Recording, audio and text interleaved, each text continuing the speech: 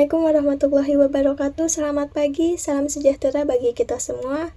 Yang saya hormati Ibu Hafla Nasution selaku tutor pembelajaran mikro serta teman-teman yang saya banggakan. Perkenalkan, saya Fikri Julpania, NIM 8772625, Prodi Pendidikan Guru Sekolah Dasar semester 4 di UPJJJ Bogor. Pada kesempatan kali ini saya ingin mempresentasikan rencana pelaksanaan pembelajaran yang sudah saya buat di tugas sebelumnya. Nah, yang pertama itu ada satu informasi umum. Mata pelajaran yang saya ambil itu matematika fasenya A kelas 1. Alokasi waktunya satu pertemuan 2 kali 35 menit. Materi pokoknya mengenal lambang bilangan dan nama bilangan dari 1 sampai 10. Profil pelajar Pancasila saya buat ada mandiri, gotong royong, bernalar kritis.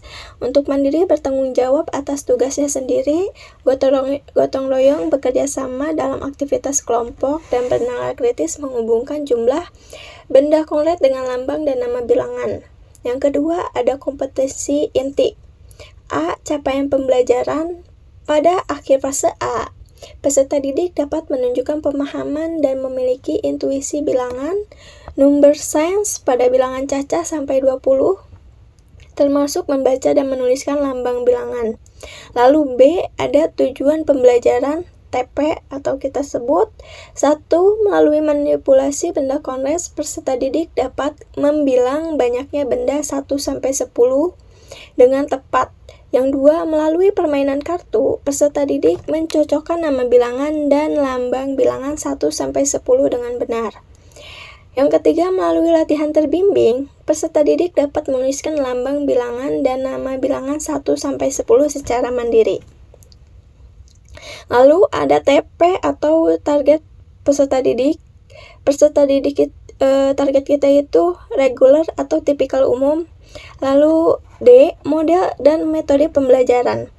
Modelnya project based learning, pendekatannya kontekstual dan connect pictorial abstrak, CPA.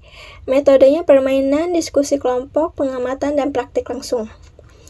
Yang E, media dan alat pembelajaran. Kita memakai benda di sekitar kelas seperti pensil, penghapus atau buku. Lalu ada kantong berhitung, kantong kain atau plastik berisi stik, es krim, atau kancing baju.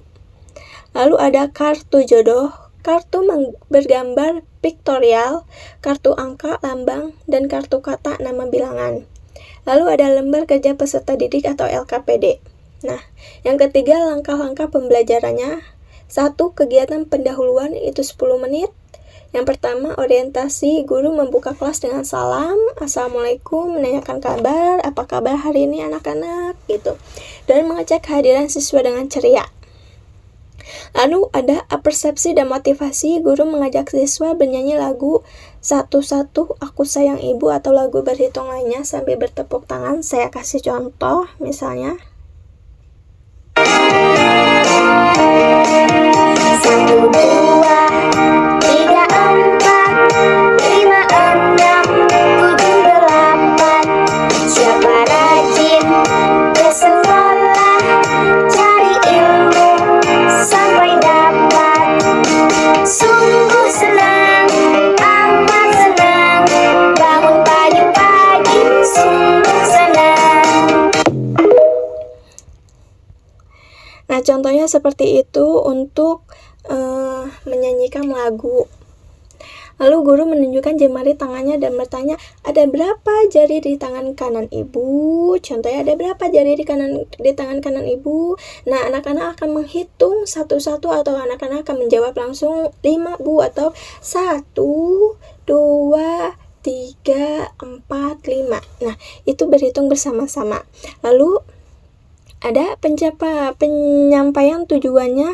Guru menyampaikan bahwa hari ini mereka akan menjadi detektif angka untuk mencari tahu bagaimana cara menuliskan lambang dan nama dari benda-benda di sekitar mereka. Yang 2 ada kegiatan inti. Kegiatan inti ini ada 50 menit ya. Fase 1, eksplorasi konrek membilang benda. Guru membagi siswa ke dalam beberapa kelompok kecil 4-5 anak. Setiap kelompok diberikan kantong berhitung berisi stik es krim dengan jumlah acak antara 1-10. Lalu siswa bersama kelompoknya menghitung jumlah stik es krim tersebut secara bergantian untuk memastikan ketepatan hitungan. Lalu ada fase A, menghubungkan ke piktorial dan abstrak, permainan cari jodoh angka. Guru menyebarkan 3 jenis kartu di meja kelompok. Kartu gambar, misal gambar 5 apel, gambar lambang bilangan angka 5, dan kartu nama bilangan tulisan LIMA. Nah, lalu aktivitas kreatif, siswa bermain tantangan mencocokkan ketiga kartu tersebut. Kelompok yang paling cepat dan tepat menyatukan 3 jodoh, gambar plus lambang plus nama, menjadi pemenangnya. Guru melakukan konfirmasi dengan meminta perwakilan kelompok membaca keras-keras hasil pasangannya. Ini gambar 5 bintang, lambangnya 5, nama bilangannya LIMA, seperti itu. Lalu ada fase 3, aplikasi konseptual dan mandiri.